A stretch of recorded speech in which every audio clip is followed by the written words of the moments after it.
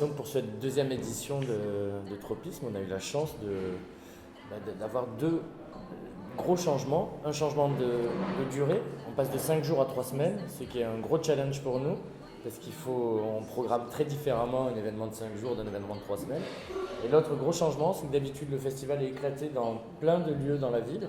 Et là, on a essentiellement une base qui est la Panacée, et qui est un écrin de luxe, parce que l'endroit est assez incroyable.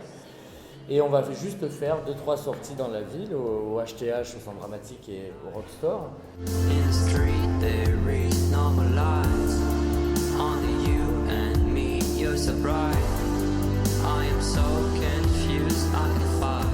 Et donc pour nous, l'enjeu, ça a été de remplir cette panacée à travers une programmation prise sous l'angle du lieu de vie. Un lieu de vie, c'est-à-dire la question de habiter, maintenant, c'est la question comment on réinvestit la question de la création et de l'art par le quotidien. Souvent, je trouve, la création, l'art est quelquefois dissocié de la façon dont on vit, des usages qu'on a dans la vie. L'institution, le musée est souvent un lieu plus d'interdiction.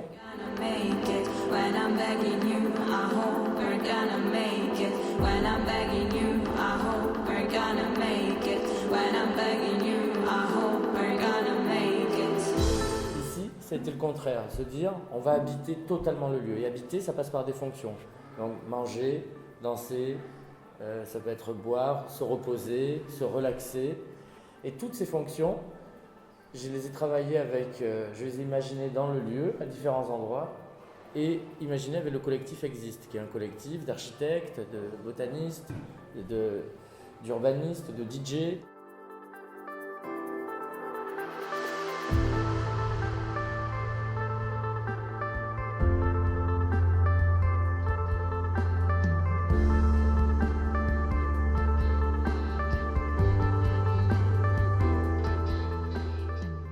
Et avec les Rock Lab, donc c'est la division, c'est une partie du magazine Les Inrecuptibles, mais c'est leur plateforme Jeunes Talents.